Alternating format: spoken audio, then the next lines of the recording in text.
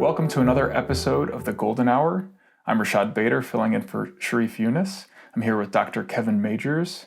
Kevin, thanks for having me on the podcast today. Hi, Rashad. It's great to be here with you, and too bad that Sharif couldn't make it today. Yeah, too bad. Well, anyways, it's a pleasure to be here filling in for Sharif. I'm excited to speak with you. So for those who don't know me, just a very quick background. I'm one of the co-founders of OptimalWork. I do a lot of the private coaching and a lot of the institutional coaching. And I want to talk to you about something that's come up quite a bit in those conversations. And that is confidence and self-confidence. So Kevin, I know that you have a lot of experience both in your clinical practice and then also coaching. What do you think about confidence? What do you have to say about that?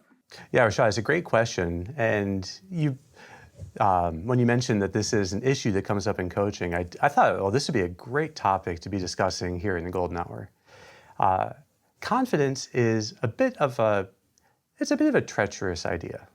What really would it mean for a person to have perfect confidence? Like, is that a desirable state? It would essentially mean that you had total certainty that you could always attain any outcome that you seek. And now it's understandable people would want that because we want to be good at what we do. And so we think, well, if I'm to be really good and serve people, then I should be really confident while doing it.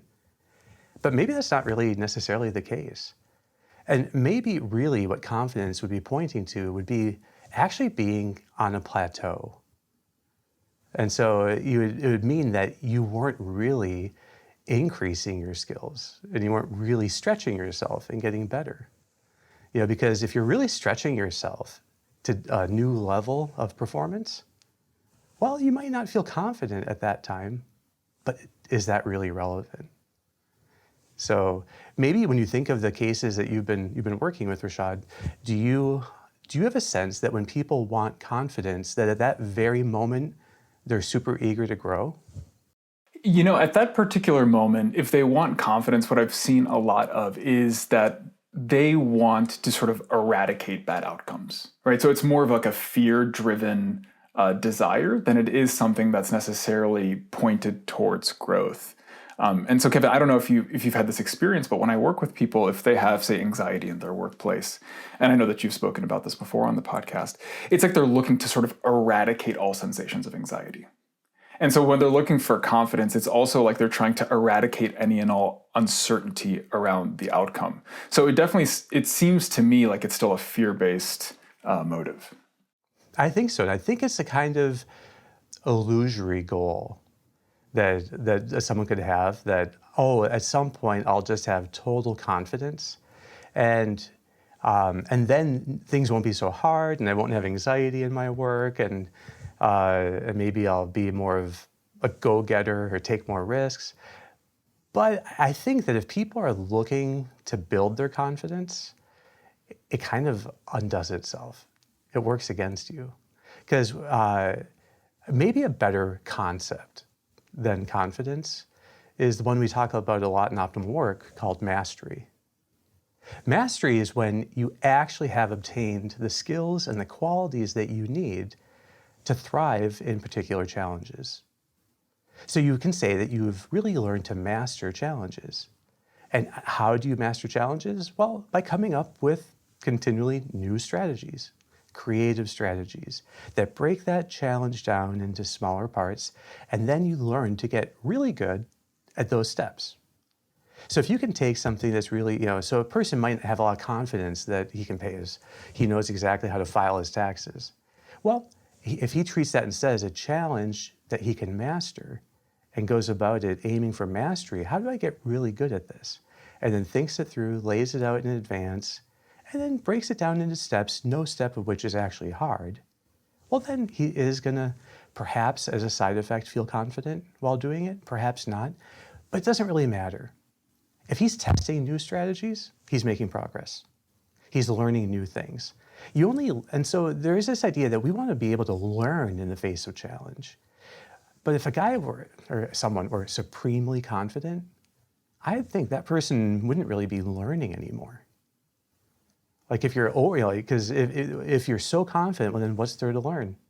What new thing are you looking for? You wouldn't really be looking for anything new. And so you would grow stale. So I see confidence and seeking it as a way of actually staying on a plateau.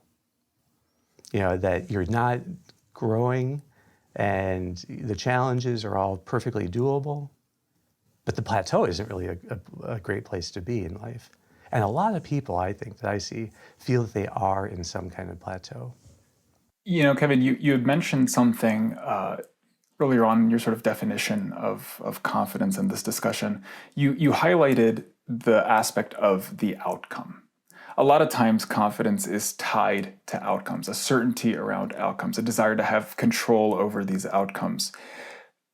In optimal work, we speak a lot about sort of emphasizing the process versus emphasizing the outcome. And can we find sort of continual confidence in investment in the process? You had spoken about sort of pursuing mastery, pursuing the steps.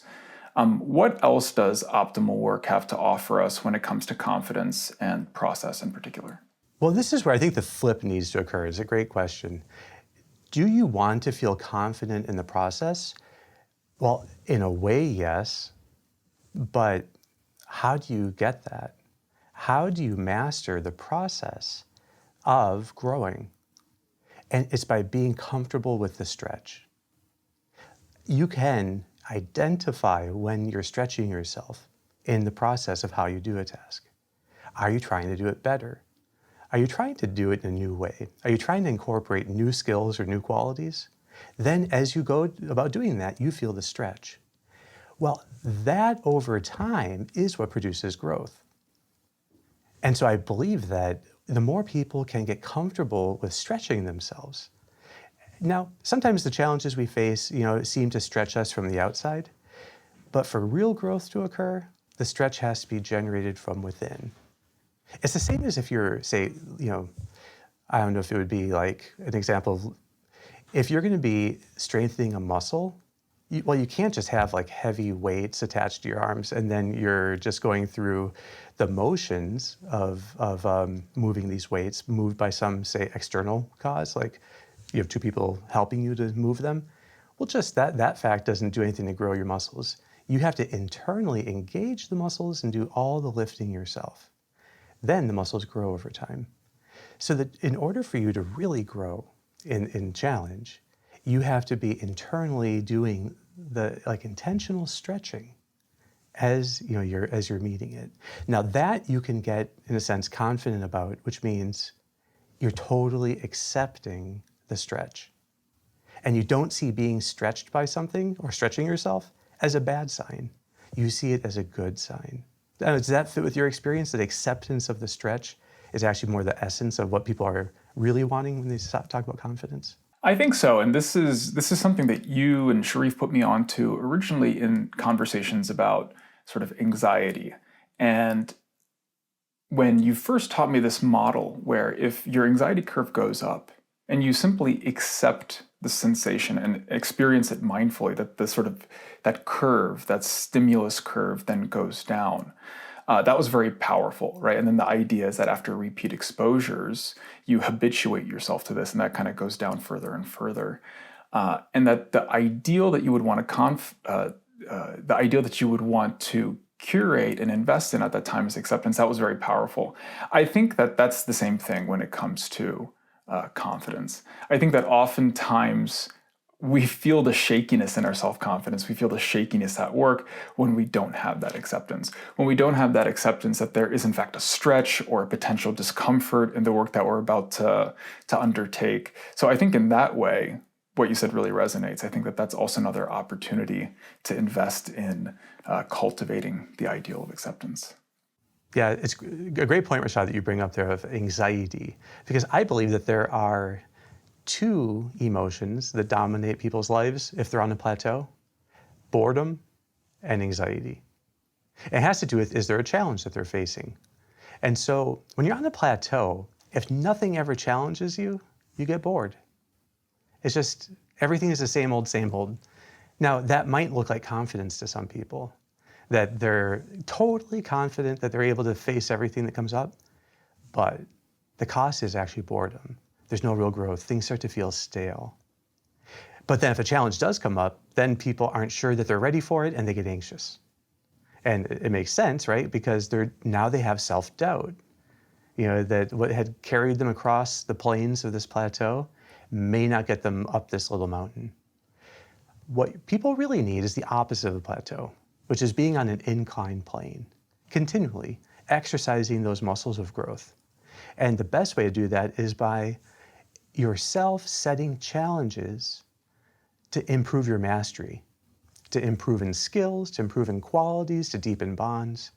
These are all ways, if you can set your own challenges, you are now shaping your own growth. And it's very rewarding. It dispels all boredom. If it ever happens that you're bored when doing a task, it's because you're doing it in the same old way, using old strategies that have grown stale. It's much better than to see, how do I get better at this? And always be working in some way at getting better at what you do.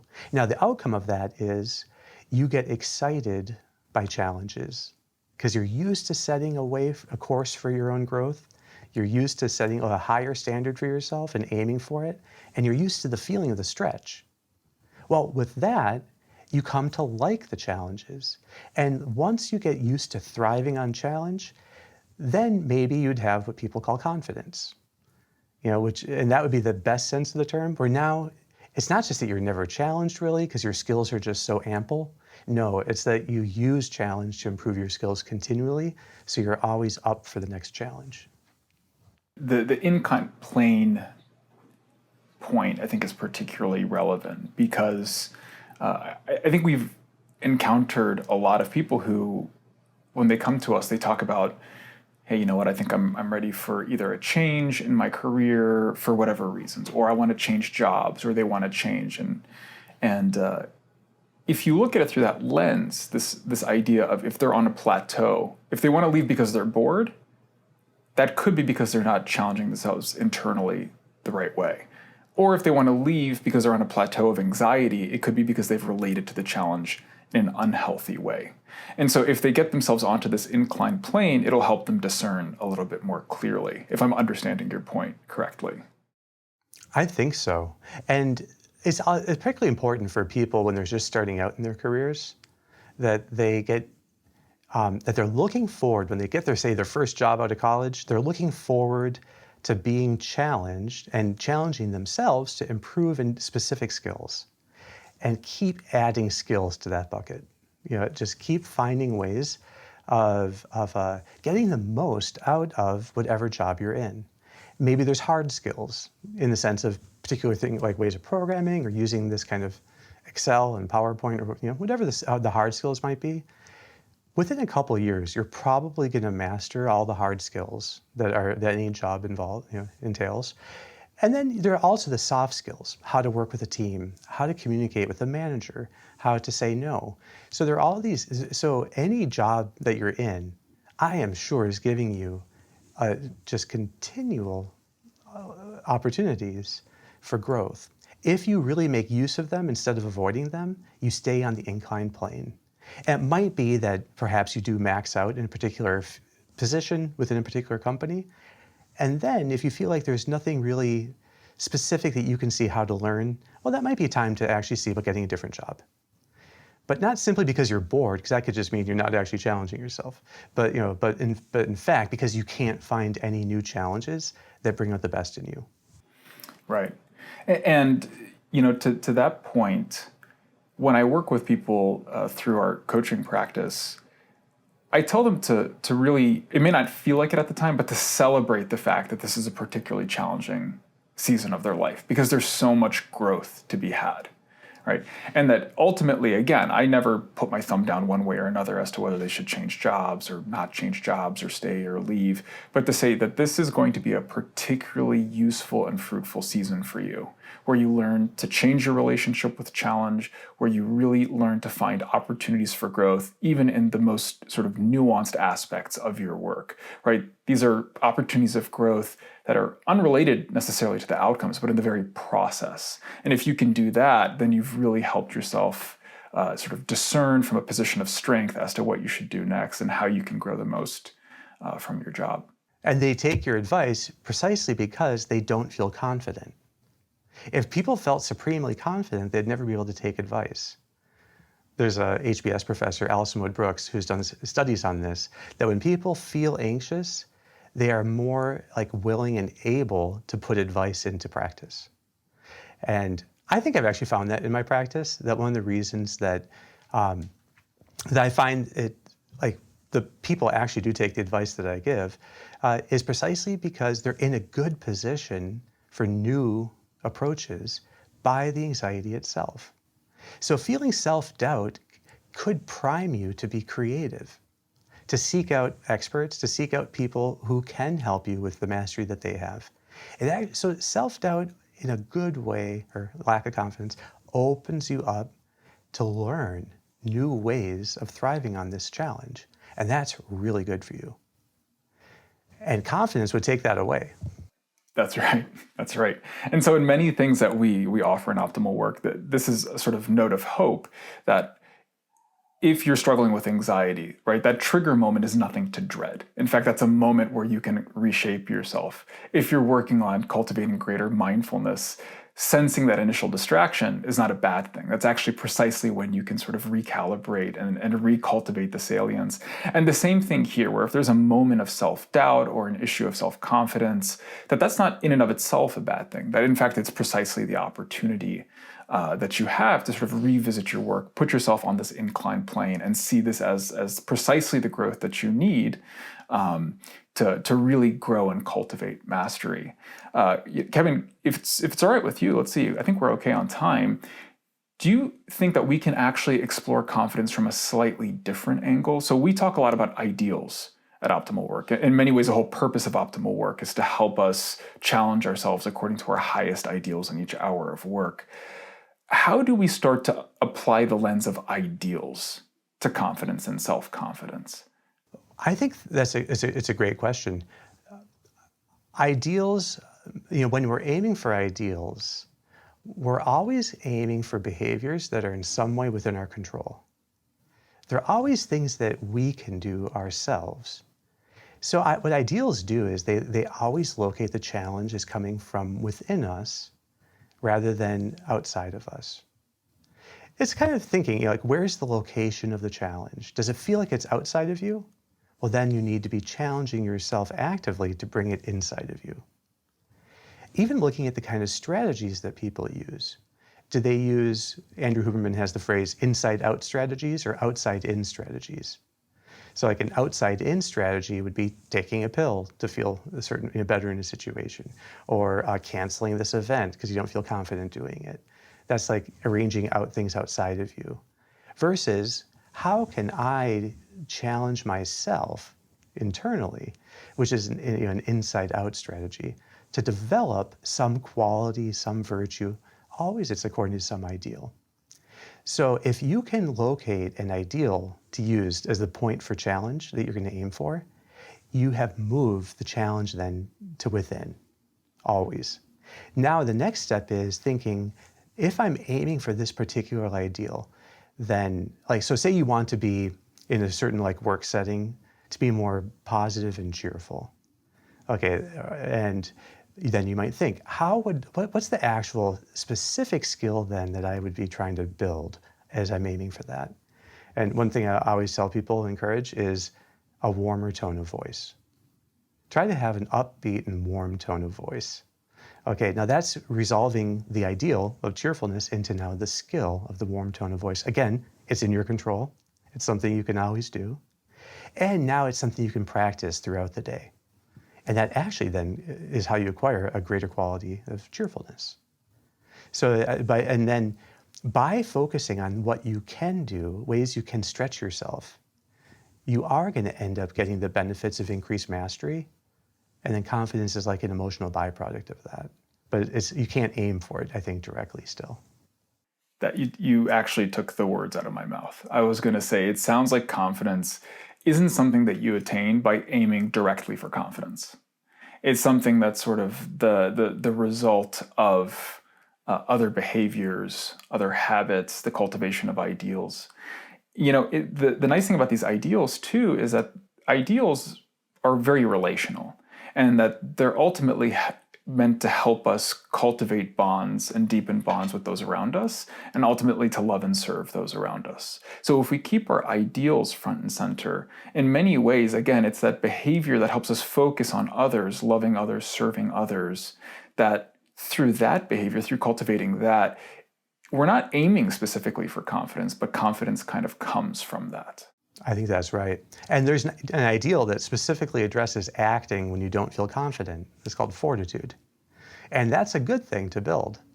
So you can deliberately aim at increasing your fortitude by taking risks that are prudent, no doubt, and that you can see, but that still leave you feeling like you're being stretched, that you don't feel confident, but doing what you see needs to be done even when you don't feel confident, that's how you act according to fortitude.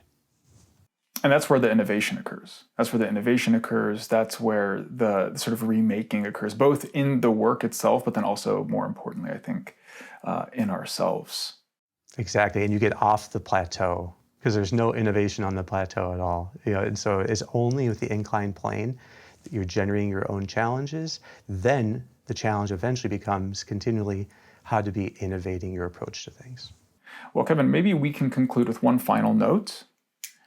Which is, if anyone's listening to this and they felt like they've been struggling perhaps with self-confidence issues, perhaps they've gotten to work, they're not feeling confident, they heard this podcast, they feel inspired and refreshed, what's sort of the first tactical thing that they can do? What is something very practical and tangible do you think that they can do in the nature of their work to kind of help them move out of this plateau and towards this inclined plane?